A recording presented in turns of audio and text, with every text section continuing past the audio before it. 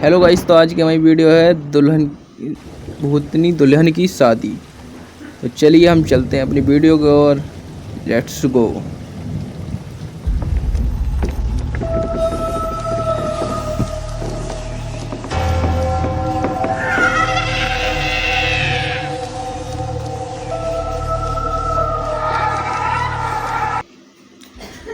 तो भूतनी और आदमी की शादी होती है, ये हमारा टॉपिक है।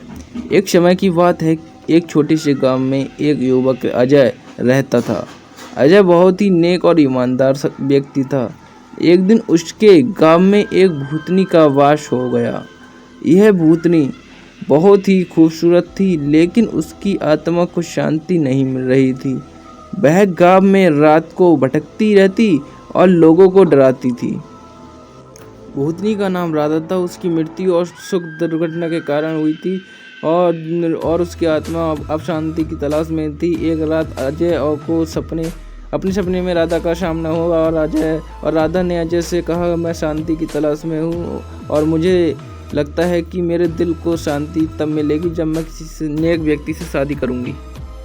अजय ने राधा की बातों को गंभीरता से लिया और उसने उसकी मदद करने का निर्णय किया। वह जानता था कि ये एक असाधारण स्थिति है, लेकिन उसने राधा की मदद करने का संकल्प किया। अजय ने गांव वालों को इस बारे में बताया, लेकिन वे उसकी बातों को नहीं मानते थे और उसे पागल समझने लगे।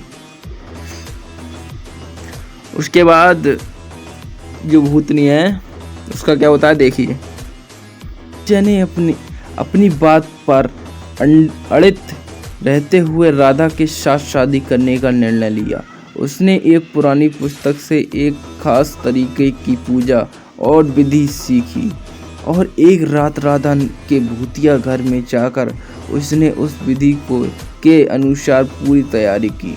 राधा भी इस विशेष तैयारी से प्रभावित हुई और वह अजय की सच्चाई और स्नेह को देखते हुए प्रसन्न हुई। शादी की रात अजय ने राधा के साथ एक विशेष अनुष्ठान किया। पूजा की और पूरी विधि के बाद राधा ने अपने भूतिया रूप को त्याग दिया और मानव रूप धारण किया। उसकी आत्मा को शांति मिल गई और वह इस दुनिया में एक नई शुरुआत करने के लिए तैयार हो गई। अजय और राधा ने विवाह के बाद एक नई जिंदगी की शुरुआत की। राधा उसकी शादी की कहानी गांव में एक अद्भुत किंवदंती बन गई। अजय और राधा ने मिलकर जीवन बिताया और गांव वालों ने भी उसके इस प्रेम और समर्पण को सराहा। अजय की नियति और राधा की सच्चाई ने एक अद्भुत प्रेम कहानी को जन्म दिया, जो सदियों तक लोगों को प्रेरित करती रही।